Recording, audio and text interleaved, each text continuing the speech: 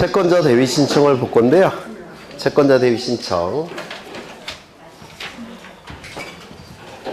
여기에 이러한 부동산이 있고 소유자는 갑입니다. 갑이 을과 매매 계약을 체결합니다. 소유권 이전 등기까지 이루어지면 갑이 가진 소유권은 을의 소유권으로 변동이 되겠죠. 우리민법 제186조에 의해서. 이때 갑은 등기 의무자가 될 테고 을은 등기 권리자가 될 겁니다. 그래서 갑과 을은 등기소에 가서 등기를 공동으로 신청하게 될 겁니다. 공동 신청이 원칙이죠. 네. 그런데 갑은 등기를 해주고 싶은데 을이 등기를 받아가지 않더라는 겁니다. 그 이유를 살펴봤더니 여기에 채권자가 이렇게 존재하더라는 겁니다. A가 채권자라는 얘기는 요 을은 채무자라는 뜻이에요. 그래서 요 을이 등기 명의를 취득하게 되면, 소유권을 취득하게 되면 채권자가 강제 집행 들어올 것 같으니까, 즉 강제로 뺏어갈 것 같으니까 을이 대금을 지불했음에도 불구하고 등기를 받아가지 않는 경우도 있을 수가 있습니다. 그러면 이 채권자 입장에서는 이 을의 명의로 등기가 넘어와야지만 강제 집행 들어올 수 있죠. 따라서 이 채권자가 이 채무자를 대신하는 지위에서 등기를 신청할 수 있는 방법이 우리 등기법에 마련되어 있는데, 이를 채권자 대위 신청이라고 부릅니다. 채권자는 채무자를 대신하는 지위에서 등기를 신청할 수 있다라고 얘기합니다. 이 채권자 대위 신청은 우리 민법 제404조에 근거한 채권자 대위권에 근거한 권리예요. 민법에서 하셨을 겁니다. 채권자 대위권이라는 권리에 근거해서 이 채권자에게 인정되는 고유한 권리다라고 얘기를 합니다. 그러면 이 채권자 대위 신청은 원칙적인 신청이 아니죠. 원칙은 누가 신청하는 게 원칙입니까? 을이 신청하는 게 원칙이에요. 따라서 채권자가 자신의 채권을 만족받기 위해서 이렇게 대위 신청하는 것이니까 이건 예외적인 등기 신청이 될 겁니다. 그래서 이렇게 등기를 신청하게 됩니다. 이 대위 신청을 통해서 누구 이름으로 등기가 되는 겁니까? 을의 이름으로 등기가 될 겁니다. 이건 대단히 예외적인 신청이라서 그 요건이 엄격해요. 그래서 이 요건을 암기하셔야 됩니다. 첫 번째, 채권자 A에게 채권이 있어야 됩니다. 이를 뭐라고 부르냐면 피보전권리라고 불러요. 보전되는 권리, 피보전권리라고 부릅니다. 두 번째, 채무자에게 등기 신청권이 있어야 돼요. 그래야지만 채권자가 채무자의 등기 신청권을 대신 행사할 수 있죠. 세 번째, 이 등기는 채권자 대위 신청을 통해서 이루어지는 이 등기는 채무자에게 분리해서는 안 됩니다. 이게 의미가 좀 어려울 수가 있는데요. 이거를 좀 잘 이해를 해보겠습니다. 분리라는 얘기는 불이익이라는 뜻이죠. 맞습니까? 불이익이라는 뜻이에요. 그러면 채무자에게 불이익이 돼서는 안 된다는 뜻입니다. 맞습니까? 그럼 불이익은 누가 갖습니까? 등기 의무자가 갖는 것이죠. 즉 채무자가 등기 의무자여서는 안 된다는 뜻이에요. 요게. 그러면 채무자가 등기 의무자면 얘가 등기 의무자죠. 요 등기 의무자가 채무자여서는 안 된다는 뜻입니다. 그럼 대위 신청을 할 수가 없을 거예요. 여기서 채무자가 갑이 채무자여서는 안 된다는 얘기죠. 그럼 채무자가 갑이니까 채권자가 이렇게 있어서는 안 된다는 뜻이에요. 이때는 대위 신청을 할 수 없다는 뜻입니다. 이거 이해가 되실까요? 왜 채권자가 이쪽에 등기의무자의 채권자는 대위 신청할 수 없을까요? 만약에 채권자가 이쪽에 있다면 등기 명의가 누구 명의로 있는 것이 더 유리합니까? 갑의 이름으로 있어야지만 강제 집행 들어올 수 있죠. 을의 명의로 넘어가 버리면 강제 집행할 수 없죠. 따라서 요 A에게 대위 신청권을 인정할 필요가 있습니까? 없습니까? 없다라는 뜻입니다. 요 문구가. 요 이해가 되실까요? 등기가 채무자에게 불이익이 돼서는 안 된다는 얘기는 이 채권자는 등기 의무자의 채권자는 채권자 대위 신청을 할 수 없다는 뜻입니다. 요 문구가 좀 어렵죠? 네. 그 다음에 이게 자주 출제가 되는데 이 채권은 그 종류를 묻지 않습니다. 증류를 묻지 않고 채권자에게 이익만 된다면 채권자는 자신의 이익을 위해서 대위 신청할 수가 있는 겁니다. 그렇다면 종류를 묻지 않는 거니까 이 채권이 금전 채권이어도 상관없고 금전 이외의 채권이어도 상관이 없습니다. 맞습니까? 아무 채권이나 상관없다는 뜻이에요. 금전 채권이건 금전 이외의 채권자이건 대위 신청은 다 가능하다는 뜻입니다. 그러면 불특정 채권이라고도 하죠. 금전 채권을 민법에서 하셨을 거예요. 불특정 채권이건 특정 채권이건 상관이 없습니다. 아무 채권이나 상관이 없어요. 또한 이 채권이 물권적 청구권이건 채권적 청구권이건 상관이 없습니다. 아무 청구권이나 상관이 없다는 겁니다. 자신에게 이익만 된다면 채권자는 채무자의 등기시청권을 대신 행사할 수 있는 겁니다. 그 다음에 이 등기는 원칙은 권리에 관한 등기일 겁니다. 여기 보시면 이 등기는 권리에 관한 등기죠. 맞습니까? 권리에 관한 등기 신청을 대신 행사할 수 있음이 원칙이에요. 그런데 사실에 관한 등기여도 상관이 없습니다. 이건 뭘 의미하느냐면 이런 걸 의미해요. 여기에 300제곱미터의 토지가 있는데요. 이 토지의 소유자는 갑입니다. 갑이 300제곱미터의 소유자입니다. 그런데 갑이 을과 100제곱미터에 대해서 즉 일부에 대해서 매매계약 체결할 수 있습니까? 안 돼요? 왜요? 매매계약은 체결이 가능해요. 왜? 사적자치 원칙상. 매매계약 체결할 때 국가는 개입할 수 없습니다. 사적자치 원칙상 일부 매매는 가능해요. 그러면 일부 매매가 이루어졌으니까 일부 소유권 이전 등기를 해야 될 텐데 일부 소유권 이전 등기 된다고 했습니까? 안 된다고 했습니까? 이게 안 되는 겁니다. 일부 소유권 이전 등기가 안 돼요. 소유권 이전 등기는 전부 소유권 이전 등기만 가능합니다. 지난 시간에 했던 것 같아요. 그러면 전부 소유권 이전 등기를 하기 위해서는 이 토지를 어떻게 해야 될까요? 분필을 해야 되겠죠. 한 필지를 분할한다고 해서 분필이라는 용어를 써요. 이 분필은 누가 신청하는 거냐면 소유권의 등기명이 신청하는 겁니다. 갑이 등기소에 가서 분필 등기를 신청합니다. 이 분필 등기는 이제 분필 등기 신청을 통해서 면적이 이제 어떻게 됩니까? 여기 200으로 바뀔 테고 이쪽은 100으로 바뀌겠죠. 맞습니까? 그럼 이건 한 필지가 되니까 이제 이전 등기 할 수 있습니까? 그럼 이 분필 등기 신청은 갑구을구에서 이루어지는 등기일까요? 표제부에서 이루어지는 등기일까요? 표제부죠. 면적이니까. 면적이 줄어드는 거니까. 맞습니까? 이건 표제부 등기예요. 표제부 등기는 권리에 관한 등기가 아니죠. 사실에 관한 등기입니다. 따라서 단독 신청입니다. 표제부 등기는 단독 신청이에요. 이거 되셨습니까? 그런데 갑이 신청을 안 하게 되면 이 을은 이전 등기할 수 없겠죠. 그러면 이 소유자가 신청하지 아니할 때 대위 신청할 수 있느냐?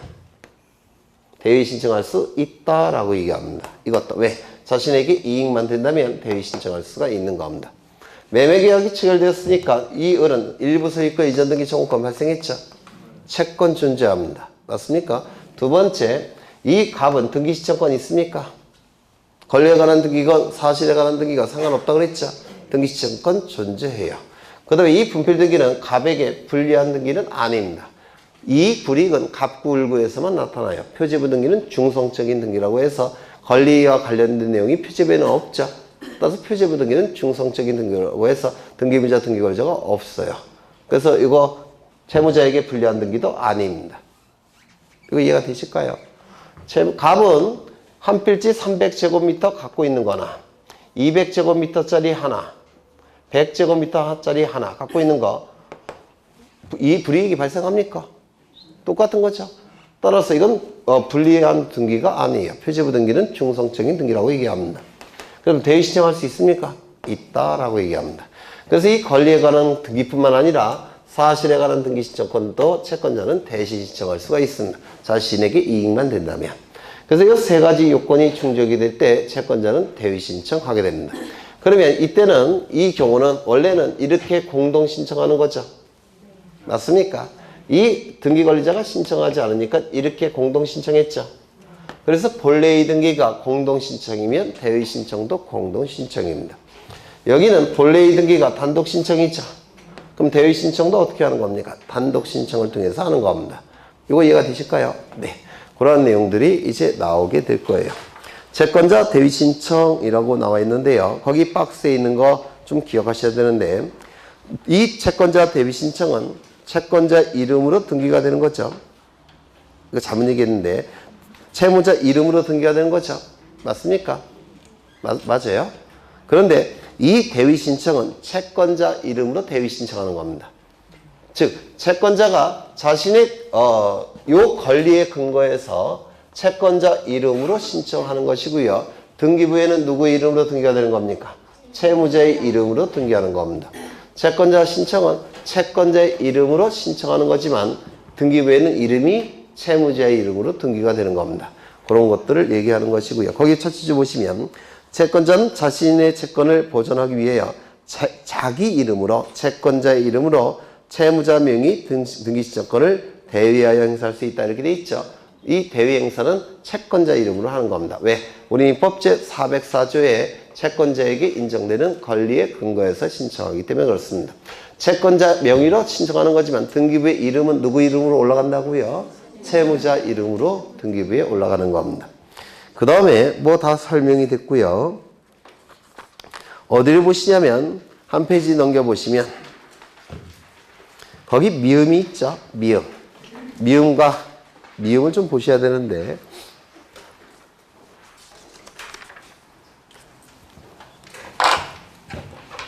여기에 이러한 부동산이 있고 소유자는 갑입니다. 갑이 을과 매매계약을 체결합니다. 소유권 이전 등기까지 이루어지면 갑이 가진 소유권은 을의 소유권으로 바뀔 겁니다. 맞습니까? 갑은 등기 의무자, 을은 등기 권리자로서 이제 공동으로 등기를 신청하러 갈 겁니다. 맞습니까? 맞죠? 그런데 아직 을 명의로 등기가 되기 전이에요. 아직 을 명의로 등기가 되기 전입니다. 몇 달 후에 을은 미등기 전매를 합니다. 병과 매매 계약을 체결합니다. 소유권 이전 등기까지 이루어지면 을의 소유권은 병의 소유권으로 바뀌겠죠. 이때 을은 등기 의무자가 될 테고 병은 등기 권리자가 될 겁니다. 그래서 이렇게 등기를 신청하러 갈 겁니다. 맞습니까? 이렇게 등기를 신청하게 될 거예요. 그러면 병의 이름으로 등기가 되기 전에 먼저 을의 이름으로 등기돼야 되죠. 을의 이름으로 등기가 된 다음에 병의 이름으로 등기가 돼야 됩니다. 물권 변동 과정을 제대로 공시해야 돼요. 그러면 이제 갑과 을이 등기를 신청하러 가야 되는데 을이 신청하지 않더라는 겁니다. 그러면 병의 이름으로 등기가 되기 위해서는 먼저 을의 이름으로 등기가 돼야 되는데 이 병이 을의 등기 신청권을 대신 행사할 수 있느냐, 대위 신청할 수 있느냐, 이게 문제가 될 겁니다. 그러면 이렇게 등기 신청하러 갈 수 있느냐? 따져보죠. 병은 채권이 있습니까? 없어요. 채권자, 채무자, 매매계약 체결되었으니까 채권자는 채무자에 대해서 채권이 있죠. 소유권 이전 등기 청구권 있습니까? 채무자는 등기 신청권 있습니까? 있지만 행사하지 않았죠. 그러면 이 을명의 등기는 을에게 불리한 등기입니까? 불리한 등기 아니죠. 을이 등기 권리자니까. 그렇죠. 따라서 대위 신청할 수 있습니까? 있습니다. 이 신청을 통해서 누구 이름으로 등기가 실행이 되는 겁니까? 을의 이름으로. 그렇죠. 을의 이름으로 등기가 이제 됐으면 이제 병은 을에게 같이 등기 신청하러 가야 되겠죠. 이렇게 신청하러 가야 되겠죠. 그러면 이 등기는 누구 이름으로 등기가 되는 겁니까? 병의 이름으로 등기가 되는 거죠. 그러면 이 등기 신청과 이 등기 신청을 반드시 동시에 신청할 필요 있습니까? 네? 동시에 신청한다면 등기가는 좋을 거예요. 왜? 두 번 해야 될 걸 한 번만 하니까. 하지만 동시에 신청할 필요는 없습니다. 요거는 을의 이름으로 등기가 되는 것이고 요거는 병의 이름으로 등기가 되는 거죠. 동시에 신청할 필요는 없습니다. 이거 먼저 신청한 다음에 이거 신청하는 겁니다. 이거 이해가 되실까요? 되셨어요? 네. 두 번째, 병은 정가 매매 계약을 체결합니다. 소유권 이전 등기까지 이루어지면 병의 소유권은 정의 소유권으로 변동이 될 겁니다. 병은 등기 의무자, 정은 등기 관리자가 될 겁니다. 그런데 아직 누구 명의로 등기가 되어 있냐면 갑의 명의로 등기가 되어 있는 상태예요. 아직 을의 명의도 등기 안 됐고요. 그 다음에 병의 이름으로도 등기도 아직 안 됐습니다. 그러면 요 정의 입장에서는 빨리 을의 이름으로 등기가 되고 그 다음에 병의 이름으로 등기가 돼야지만 자신의 이름으로 등기 받아올 수 있죠. 맞습니까? 그러면 이때 요 대위 신청을 또 한 번 대위 신청할 수 있느냐? 이를 이중의 대위 신청이라고 부릅니다. 또는 채권자의 채권자도 대위 신청할 수 있느냐? 이렇게 얘기를 해요. 이중의 대위 신청. 이 이중의 대위권 같은 경우는 다른 각종 법률에서 대단히 중요합니다. 뭐 민사소송법, 민법 이런 데서. 그래서 등기법에서도 출제될 가능성이 대단히 높기 때문에 좀 기억하셔야 돼요. 이걸 대위 신청권을 또 한 번 대위 행사할 수가 있느냐? 따져보죠. 정은 채권이 있습니까? 채무자에게 채권이 있죠. 매매계약 체결되었으니까 소유권 이전 등기 의무, 소유권 이전 등기 청권 발생했죠. 그리고 이 채무자는 등기 신청권이 있습니까? 대위 신청권도 등기 신청권의 일종이에요. 신청권이라는 걸 쓰지 않았습니까? 그렇죠. 채무자는 대위 신청권이라는 등기 신청권이 있습니다. 이 대위 신청을 통해서 을의 이름으로 등기가 되는 것은 병에게 불리합니까? 채무자에게 불리하지 않죠. 따라서 대위 신청을 또 한 번 대위 신청할 수 있습니다. 이를 이중의 대위 신청이라고 불러요. 우리 책에는 없는 것 같은데 이것도 기억해 두셔야 돼요. 두 가지를 기억하십니다. 채무자의 등기 신청과 채권자의 대위 신청은 채권자의 대위 신청과 채권자 자신의 등기 신청은 동시에 신청할 필요가 없다는 거. 두 번째는 대위 신청에 또 한 번 대위 신청할 수 있는 이중의 대위 신청이 가능하냐? 둘 다 가능합니다. 이거 좀 기억해 두시고요. 그 다음에 넘기겠습니다. 한번 읽어보죠. 미음을 보죠. 미음. 254쪽에 맨 위에 리을 미음 보시면 채권자가 채무자를 대위하여 등기를 신청하는 경우에는 채무자로부터 채권자 자신의 등기를 동시에 신청하지 않더라도 이를 수리해야 된다. 두 개의 신청은 동시에 신청할 필요가 없다고 그랬죠. 요 대위 신청과 이 등기 신청은 동시에 할 필요가 없다고 그랬죠. 그 위에 있네요. 그리고라는 문구 있습니까? 미음 바로 위에 있죠. 채권자의 대위 신청권을 다시 대위하는 것도 허용된다. 이중의 대위 신청이라고 부릅니다. 이것도 꼭 기억하셔야 돼요. 이것도. 그 다음에 구분검을 소유자의 대위 신청, 이거는 예전에 했고요. 지난 시간에 했던 거고요. 구분검을 최초의 소유권 보전 등기 신청하는 자는 나머지 표제부 등기도 대위 신청한다고 했죠. 그리고 그 두 개의 등기는 동시 신청한다고 했습니다. 나중에 기회 있으면 또 볼 거고요. 신탁 등기의 대위 신청, 이거는 다음 시간에 볼 겁니다. 그 다음에 오른쪽에 대리인에 의한 등기 신청, 여기서 기억하셔야 될 것은 동글뱅이 2번이에요. 자기계약 쌍방대리 금지 규정이 우리 민법에 규정되어 있죠. 124조인가 규정되어 있죠. 그런데 등기 신청에 있어서는 자기계약 쌍방대리 금지 규정이 적용된다, 적용되지 않는다? 적용되지 않는다고 그랬죠. 네, 그거 하나 기억하시면 돼요. 넘기겠습니다. 이제 등기 신청 정보가 나오는데요. 등기 신청 정보. 이걸 좀 한번 확인하겠습니다.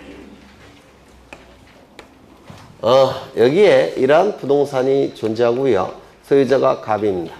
갑이 을과 매매 계약을 체결합니다. 소유권 이전 등기까지 이루어지면 갑이 가진 소유권은 을의 소유권으로 변동이 될 겁니다. 이때 갑을 뭐라고 얘기합니까? 등기 의무자. 을은요, 등기 권리자라고 부를 겁니다. 그래서 등기 의무자가 등기 권리자는 등기소에 가서 등기를 공동으로 신청하게 될 겁니다. 공동 신청이 원칙이 될 거예요. 이 등기를 신청하는 등기 신청인은 등기 신청할 때 등기 신청 정보를 등기소에 제공한다고 했죠. 등기 신청 정보를 등기소에 제공을 합니다. 그러면 이 신청 정보의 내용을 보고서 등기부에 옮겨 적는 거, 등기 기록에 옮겨 적는 거, 이를 뭐라고 불렀습니까? 등기를 실행한다 라고 얘기를 했습니다. 등기가 실행이 되면 등기 기록에 옮겨 적힌 정보는 공시가 이루어지게 될 겁니다.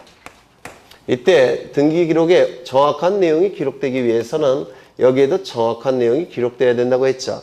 등기관의 역할은 신청 정보의 내용을 등기부에 옮겨 적는 역할을 하는 겁니다. 그걸 등기를 실행한다 라고 불러요. 그러면 여기에 정확한 내용이 있는지 여부를 등기관이 확인을 해야 된다고 했습니다. 확인하기 위해서 갑과 을은 등기를 신청할 때 각종 정보들을 등기 신청 정보에 첨부해야 되는데 이를 첨부 정보라고 불렀습니다.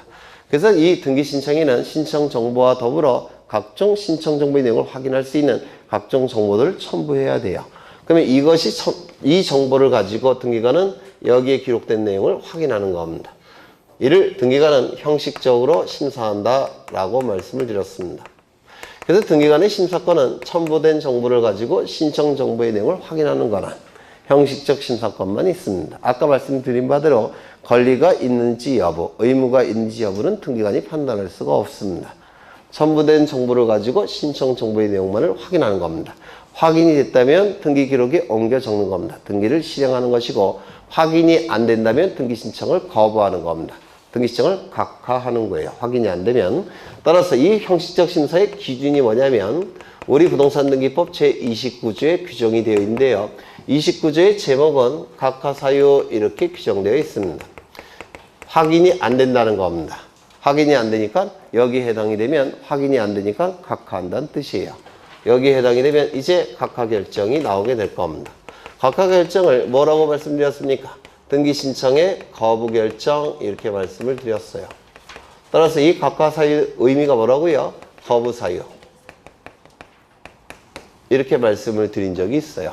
그러면 29조 각하 사유에는 제1호부터 제2호, 제3호 그리고 쭉쭉쭉 가서 제11호까지 규정되어 있다고 했습니다. 그러면 제1호는 뭡니까?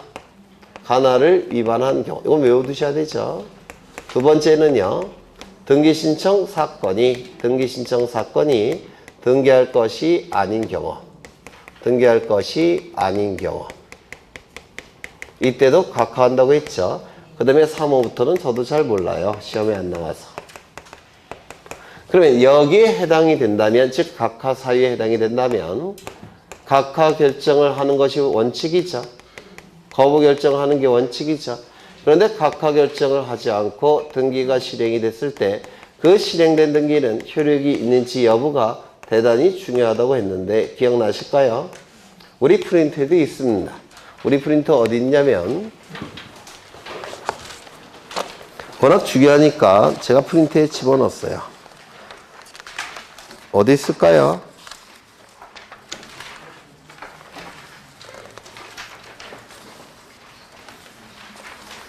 몇 쪽에 있을까요?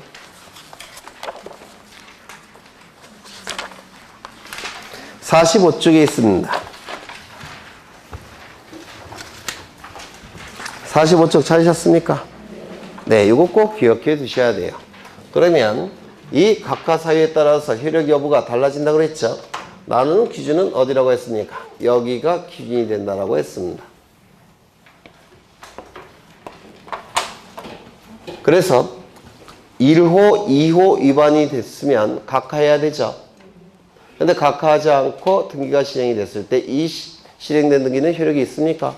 이때는 뭐라고 그랬죠? 당연 무효인 등기고. 다시요. 이 관할 위반 사건이 등기할 것이 아닌 경우에 해당된 등기는 하자가 굉장히 크고, 하자가 굉장히 크니까 공시기능을 인정할 수가 없고, 공시기능을 인정할 수가 없으니까 등기부에 실행이 됐다고 하더라도 당연히 무효인 등기고, 당연히 무효인 등기이기 때문에 등기관이 발견했을 때 직권으로 말소할 수 있고, 직권으로 말소하지 않게 되면 이해관계인이 이 신청을 통해서라도 말소시킬 수 있다라고 했습니다. 기억나실까요? 네. 그 다음에 여기에 해당되는 거.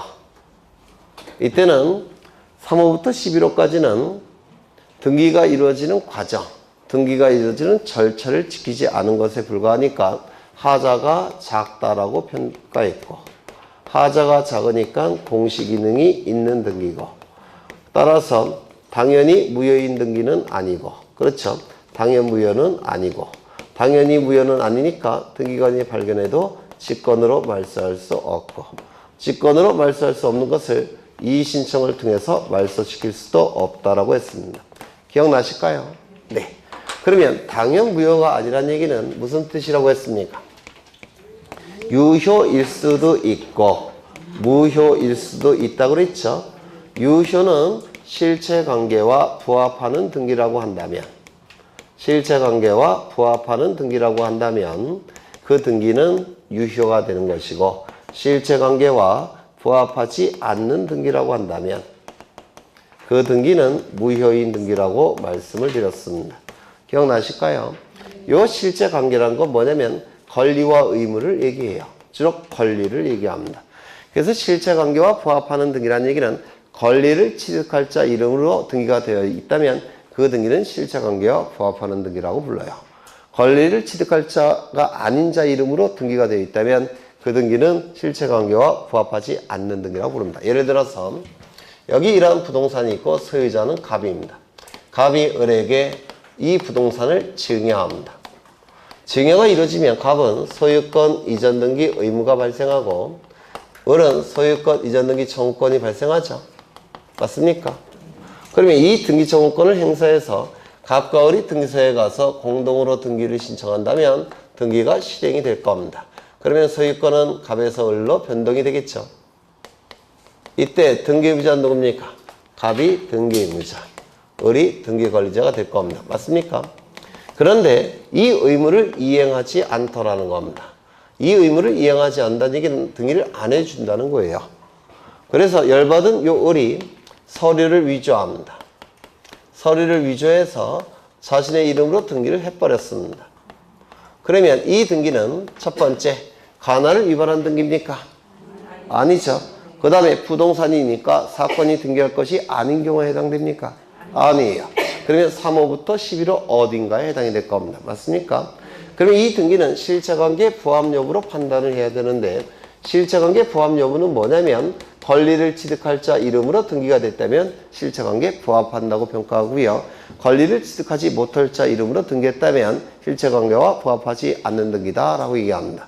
그러면 이 을은 권리를 취득할 자 이름으로 등기가 된 겁니까? 네. 맞습니다. 따라서 이 등기는 실체관계와 부합하는 등기예요. 유효다라고 얘기합니다. 만약에 증여계약도 아무것도 없어요. 갑과 을은 아무 관계도 아닙니다. 그런데 몰래 서류 위조해서 을의 이름으로 등기를 해버렸습니다. 그럼 이 등기는 실체관계와 부합하겠습니까? 그때는 부합하지 않을 거예요. 그때는 무효다 이렇게 얘기를 할 겁니다. 그래서 실제 이건 우리 판례인데요. 민법에서도 한번 출제됐던 판례예요. 이게 네. 그래서 요거를 좀 기억해 두셔야 되는데 이제 뭘 볼 거냐면 이것과 이거를 보겠다는 겁니다.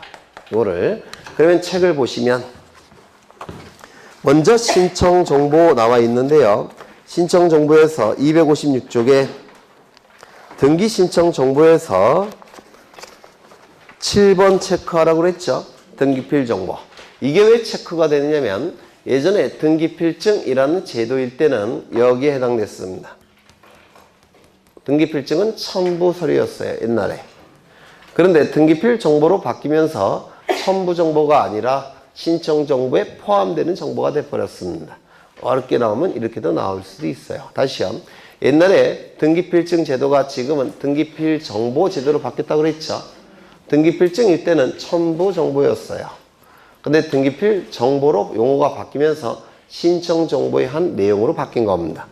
그래서 별도로 첨부하는 정보가 아니고요. 신청 정보에 기록하는 정보가 된 겁니다. 이거 좀 기억해 두실 필요가 있고요. 그 다음에 오른쪽을 보시면 신청 정보의 제공 방법 나와 있고 1번을 보시면 등기신청은 등기신청 사건 한 개당 등기신청 사건 한 건당 한 개의 등기신청 정보를 제공해야 됩니다. 이를 1 등기신청 사건 1 신청 정보의 원칙이라고 불러요. 1 등기신청 사건 1 신청 정보의 원칙이라고 부릅니다. 너무 기니까 이걸 생각해서 1사건 1사건 1 신청 정보의 원칙 이렇게 부르기도 해요. 그게 거기 동글뱅이 1번 부동산과 토지 또는 부동산마다 토지마다 별개의 등기 기록이 있죠. 따라서 등기 신청 사건 한 건마다 신청 정보 하나씩 등기소에 제공을 해야 돼요. 쉽게 얘기해서 등기 신청할 때마다 신청서 따로 제출해야 된다는 겁니다. 별개의 등기부에 다 기록되어 있으니까 이게 원칙입니다. 그런데 예외적으로 일괄 신청할 수 있다는 겁니다. 이 일괄 신청은 원칙은 뭐라고요? 등기 신청 사건 하나마다 신청 정보 하나씩 등기소에 제공한다고 그랬죠. 그런데 예외적으로 여러 개의 등기 신청 사건을 하나의 신청 정보로 신청하는 경우가 있는데 이를 일괄 신청이라고 얘기합니다. 요 일괄 신청 좀 어려운 거 할 거예요.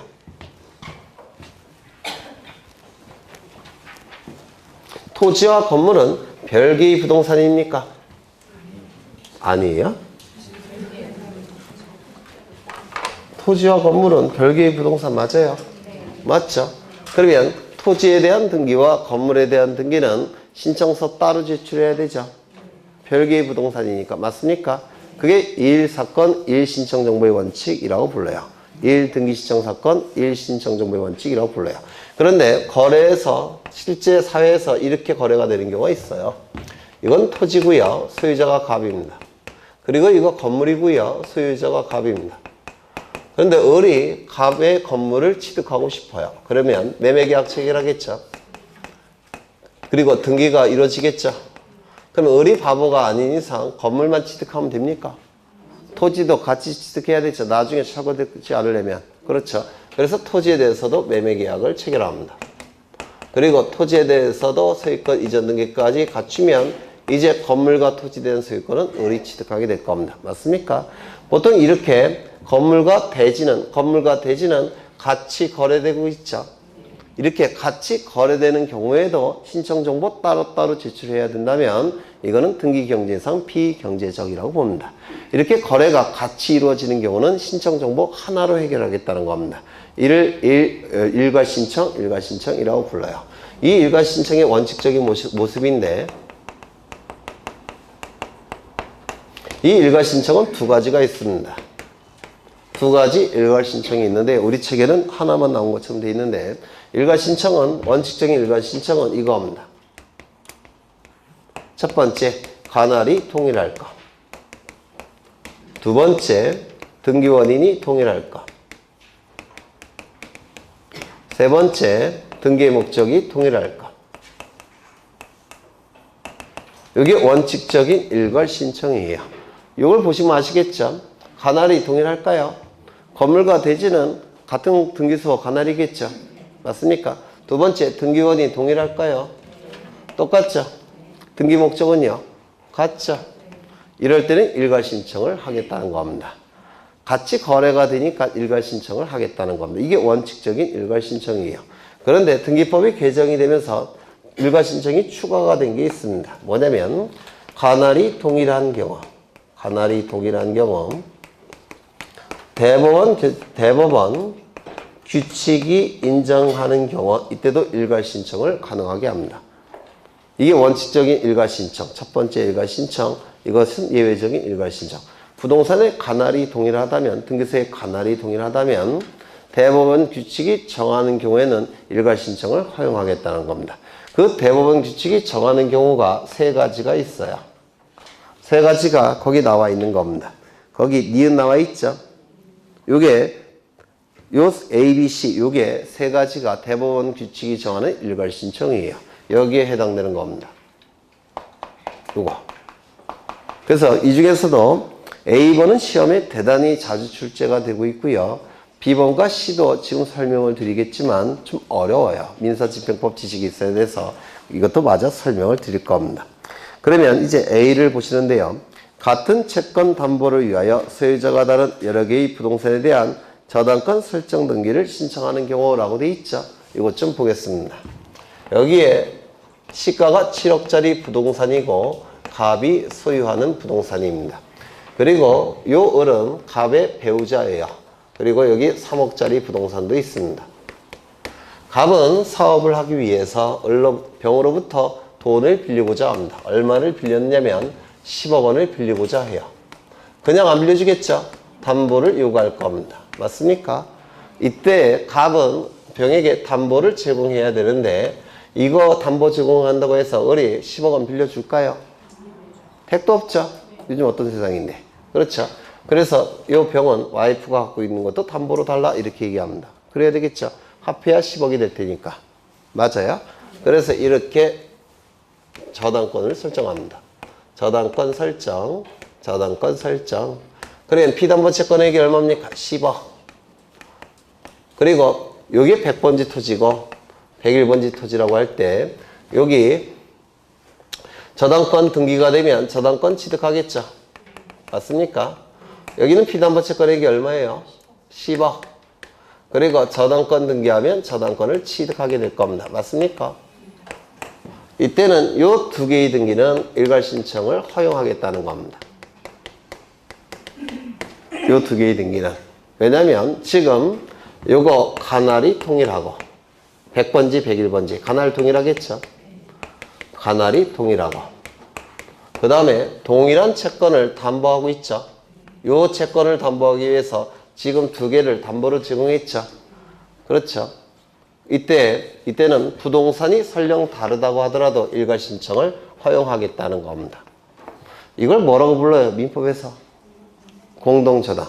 만약에 여기가 7억이고 여기가 3억으로 등기가 된다면 이건 공동저당이 아니에요. 이건 일반 저당권이 두 개가 있는 겁니다. 그래서 이게 똑같아야지만 공동저당이라고 불러요. 그런데 이 두 개의 저당권은 동일한 채권을 담보하기 위해서 저당권이 설정됐죠. 그래서 요거를 담보하기 위한 저당권으로 봐서 하나의 신청 정보로 신청할 수 있게 특별히 만들어 놓은 겁니다. 그래서 이거 좀 외워두셔야 돼요. 요건은 가나리 동일할 것, 동일한 채권을 담보로 할 것, 그때 저당권 등기 공동저당권이 설정될 것, 이때는 하나의 신청 정보로 해결하겠다는 겁니다. 이건 대단히 중요한 내용이라서 꼭 외워두셔야 돼요. 한번 읽어보죠. 같은 채권의 담보를 위하여 같은 10원의 채권을 담보하고 있죠.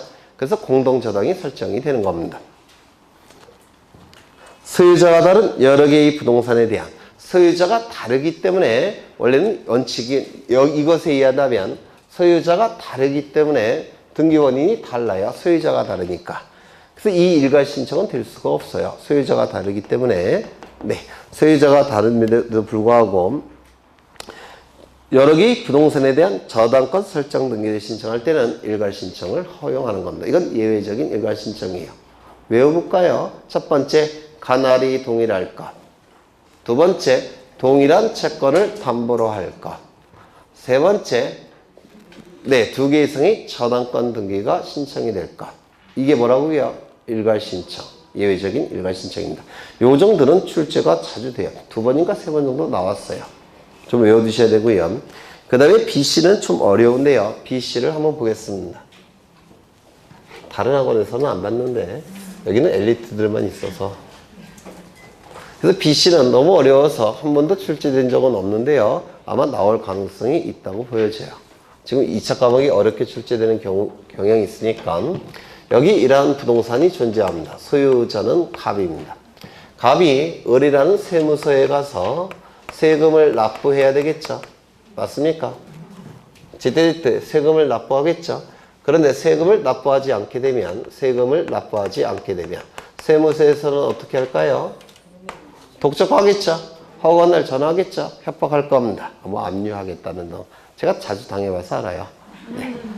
그러면 세무서에서는 독촉하다가 안 되면 어떻게 합니까? 강제로 징수하는 절차를 밟게 됩니다. 강제 징수 절차를 밟게 돼요. 강제 징수 절차는 먼저 체납 처분을 합니다. 체납 처분이라는 것은 세금 납부를 지체하고 있다는 처분이에요. 갑이 세금 납부를 지체하고 있다고 결정을 내린 처분, 체납 처분이라고 불러요. 그럼 체납 처분을 한다는 얘기는 이제 강제 징수 절차로 들어갔다는 뜻입니다. 요게. 그러면 체납 처분이 있자마자 갑이 요 부동산을 다른 자에게 후딱 팔아버리면 강제 징수할 수 있겠습니까? 없겠죠. 따라서 다른 자에게 처분을 못하도록 해야 되겠죠. 그래서 압류 등기를 하게 됩니다. 법원에 등기소에 압류 등기를 촉탁합니다. 세무서가 등기를 요구하는 거니까 이건 세무서의 촉탁에 의한 등기예요. 압류 등기까지 이루어지면 갑이 처분 권능이 제한을 받습니다. 그래서 이걸 처분 제한의 등기라고 불러요. 그러면 압류 등기한 다음에 이제 공매 절차로 들어갈 겁니다. 그렇겠죠? 공매 절차로 들어가서 이제 공매가 될 겁니다. 그러면 여기 매수인이 소유권을 언제 취득합니까? 네? 매수대금을 완납한 시점에 매수인은 소유권을 취득할 겁니다. 맞습니까? 그러면 이 취득한 소유권을 다른 자에게 처분하기 위해서 뭘 갖춰야 됩니까? 소유권 이전 등기를 갖춘 다음에 다른 자에게 처분해야 되겠죠. 이 등기는 누가 해줘야 될까요? 이 매수인 명의로의 소유권 이전 등기는 이 공매 처분의 공매 절차의 마지막 단계예요. 따라서 이건 공매 절차의 마지막 단계니까 누가 해줘야 될까요? 법원이요. 공매 절차를 주관하는 기관은 법원이 아니에요. 누굽니까? 세무서. 그래서 세무서의 촉탁에 의해서 이루어지는 겁니다. 세무서의 촉탁에 의해서 이루어질 겁니다. 이때 이 매수인은 이 등기를 압류 등기가 된 상태에서의 소유권 취득할까요? 깨끗한 소유권 취득할까요? 깨끗한 소유권 취득하겠죠. 그래서 이 등기 어떻게 해야 될까요? 말소를 해야 됩니다. 이 말소 등기도 누가 해줘야 될까요? 세무서에서 촉탁하는 겁니다. 여기까지 되셨습니까? 만약에 여기에 다른 권리자가 있다면, 예를 들어서 저당권자라는 자가 있다면 이 저당권 등기도 어떻게 돼야 될까요? 말소되는 겁니다. 이 저당권자나 세무서는 이 매수 대금으로부터 순위에 맞춰서 배당을 받아가는 겁니다. 맞습니까? 따라서 이 등기도 어떻게 해야 될까요? 말소시켜야 됩니다. 누가 말소시킬까요? 세무서에서 말소를 시킬 겁니다. 결국은 이 등기들은 공매 절차 과정에서 이루어지는 등기들이죠. 맞습니까? 따라서 이 세 개의 등기는 세무서가 일괄 촉탁합니다. 일괄 촉탁하게 돼요. 요거 이해가 되실까요? 거짓말 하시고 계신 것 같아요. 그러면 좀 어려운 걸 보겠습니다. 그래서 이 매수인 경락인은 깨끗한 소유권을 취득하는 겁니다. 여기에 이러한 부동산이 있고 소유자가 갑입니다. 갑이 을로부터 10억 원을 빌립니다. 그냥 안 빌려주겠죠? 담보를 요구할 겁니다. 그러면 이 갑은 을에게 저당권을 설정해서 담보를 제공합니다. 을은 10억 원의 피담보 채권이 발생을 했을 테고, 이를 담보하기 위한 저당권 등기를 하게 되면 저당권을 취득하게 될 겁니다. 맞았습니까? 맞습니까? 어려우세요? 여기까지는 어려운 거 없죠? 네. 이때 이것이 변제되지 않으면, 저당권자는 변제기에 이 채권이 변제되지 않으면 저당권자는 어떻게 해야 될까요? 저당권을 실행하는 겁니다. 저당권을 실행한다는 얘기는 먼저 법원에 경매를 신청하는 겁니다. 임의 경매를 신청하는 거예요.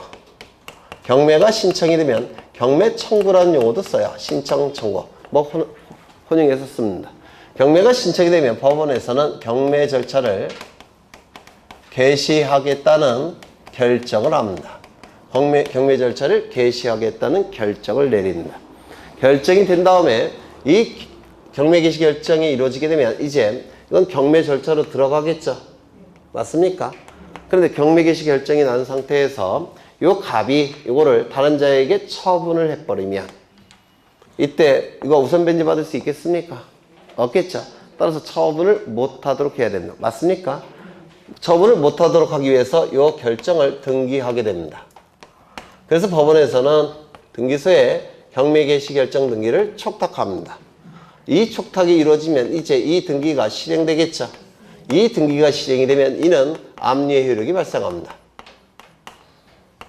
즉 갑이 가진 처분 권능이 어떻게 된다고요? 제한돼 버립니다.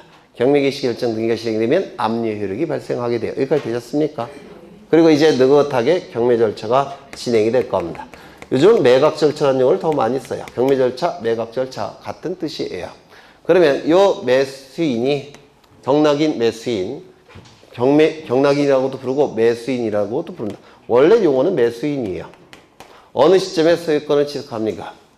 매각 대금을 다 낸 시점에 소유권 취득합니다. 맞습니까? 그러면 여기에 매각 대금이 나올 테고, 매각 대금이 다 내게 되면 요 매수인은 소유권을 취득하게 될 겁니다. 여기까지 되셨을까요? 그렇죠? 그러면 이 취득한 소유권을 다른 자에게 처분하기 위해서는 등기를 먼저 갖춰야 되겠죠? 등기를 먼저 갖춰야 될 겁니다. 이 등기는 누가 해줘야 될까요? 법원이 해주는 겁니다. 왜? 이 매각 절차의 완료의 의미가 있기 때문에 매각 절차 안에 들어가는 겁니다. 따라서 이 등기는 법원의 촉탁에 의해서 이루어집니다. 이때 이 A는 깨끗한 소유권 취득하는 거죠. 따라서 이 등기는 어떻게 될까요? A가 인수합니까? 인수하지 않습니까? 인수하지 않습니다. 따라서 이 등기는 말소돼야 됩니다. 말소 등기가 실행이 돼야 될 겁니다. 맞습니까? 그리고 이 등기는 내버려 둬야 될까요? 없애야 될까요? 말소시켜야 되겠죠.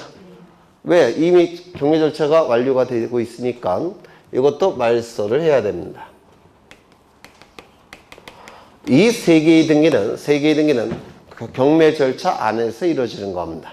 따라서 누가 촉탁할까요? 법원이 촉탁하는 겁니다. 되셨습니까? 이것도 경매 절차 안에서 이루어지니까 일괄 촉탁을 허용하겠다는 겁니다. 되셨나요? 네. 가나리 동일하다면 일괄 촉탁을 허용하겠다는 겁니다. 그래서 이게 좀 어려워요. 민사집행법의 지식이 필요해서 좀 어려운데요. 출제가 될 수 있습니다. 한번 읽어볼까요? B를 보시면 공매 처분으로 인한 권리 이전의 등기. 이게 매수인 명의로의 권리 이전 등기를 얘기합니다. 공매 처분으로 인하여 소멸한 권리 등기. 공매 처분으로 인해서 병의 저당권 소멸한다고 했죠. 권리 등기, 말소, 체납 처분에 관한 압류 등기의 말소. 이건 전부 다 어떻게 한다고요? 세무서의 일괄 촉탁에 의해서 이루어지는 겁니다. 어렵죠? C를 보시면 경매 절차에서의 매각 절차라고 부릅니다. 요즘 매각 절차 용어를 더 많이 써요. 매각 절차에서의 매수인 앞으로 소유권을 이전하는 등기. 요 A 명의 이전 등기. 되셨죠? 그 다음에 그 옆에 매수인이 인수하지 아니한 부동산의 부담에 관한 기입을 말소하는 등기. 저기 저당권은 A가 인수하지 않죠? 말소해야 되겠죠? 네, 이거의 말소 등기. 그리고 경매 개시결정 등기를 말소하는 등기. 이건 전부 다 경매 절차 안에서 이루어지는 것들이죠. 따라서 일괄 촉탁을 허용하겠다는 겁니다. 관할만 같다면. 관할은 같겠죠. 부동산 하나니까. 관할은 다 같은 겁니다. 되셨을까요? 네. 그래서 요 A, B, C만큼은 좀 암기하실 필요가 있습니다. 좀 어렵지만 이런 것들을 이제 좀 이해를 하셔야지만 10개, 11개 득점을 하시는 겁니다. 우리 등기법에서 넘기겠습니다. 등기필 정보를 보실 건데요. 등기필 정보. 한 30분 걸려야 될 것 같은데. 다음에 하죠.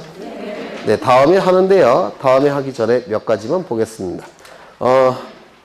어디를 보시냐면 262쪽에 부동산 등기형 등록번호라는 거 있습니까? 그 다음에 4번에 신청인의 주소를 증명하는 정보 있습니까? 그 다음에 그 오른쪽을 보시면 부동산 표시를 증명하는 정보. 그 다음에 도면 나와 있는데요. 거꾸로 가죠. 도면. 일부에 대해서 지상권, 지역권, 전세권, 임차권 등기 신청할 때는 반드시 뭘 첨부한다고 했습니까? 지난 시간에 도면을 첨부한다고 했죠. 전부일 때는 첨부할 필요가 없지만 일부일 때는 첨부한다고 했죠. 이건 요즘 자주 나옵니다. 그 다음에 5번 부동산 표시에 관한 표시를 증명하는 정보, 대장 증명 정보를 얘기하는데요. 표제부는 대장을 기초로 하는 겁니다. 토지는 토지대장, 임야대장을 기초로 하는 것이고요.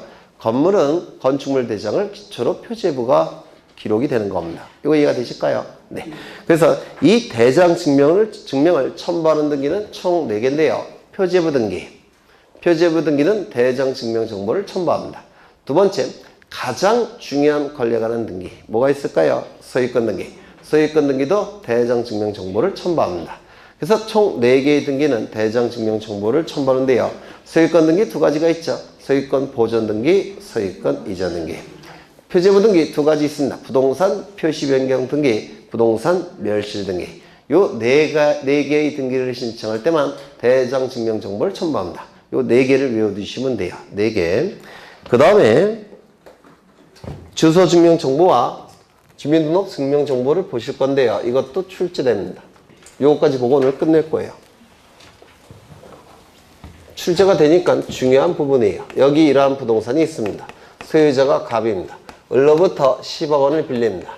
그냥 안 빌려주겠죠? 담보를 요구할 겁니다. 따라서 갑은 을에게 저당권을 설정하게 될 겁니다.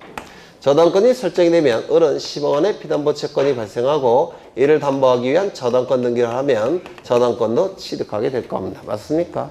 그렇죠. 그러면 을구에 이러한 등기가 실행이 될 겁니다. 을구에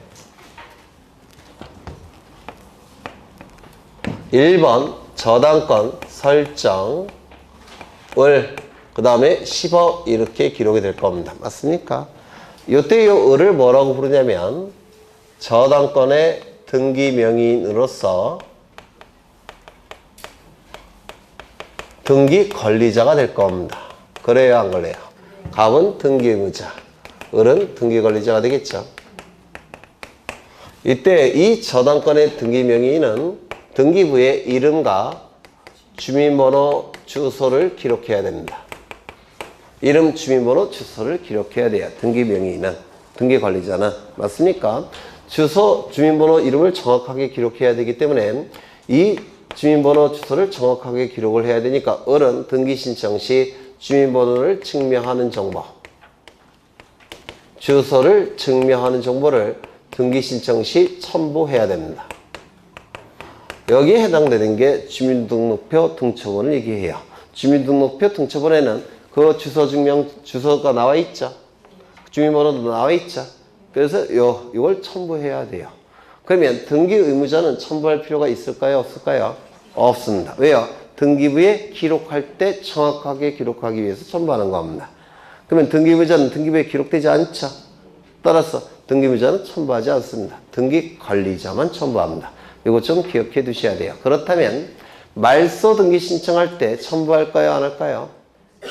말소 등기. 네? 말소 등기는 이렇게 하는 거죠. 2번. 1번 소유, 저당권, 말소 이렇게 기록하고 여기를 그냥 지워주죠. 그러면 말소 등기 경우에는 새로운 등기 명인이 나타납니까? 안 나타납니까? 안 나타나요. 따라서 이런 거 첨부할 필요가 있습니까? 없습니까? 없습니다. 등기부에 기록할 때 정확하게 기록하기 위해서 첨부하는 겁니다. 그래서 등기명이 나타날 때 그 자만 기록하는 겁니다. 그 자만 첨부하는 겁니다. 이거 이해가 되실까요? 네. 여기에 부동산이 있고 소유자가 갑입니다. 을과 매매 계약을 체결합니다. 소유권 이전 등기까지 이루어지면 갑이 가진 소유권은 을의 소유권으로 변동이 될 겁니다. 얘는 이명박으로 하겠습니다. 주소지는 부산으로 하죠. 지금 신문에 나오는 분은 아니죠. 그러니까. 그러면 이제 등기부에 이렇게 기록이 될 겁니다. 1번 소유권 보존 갑에서 2번 소유권 이전 을.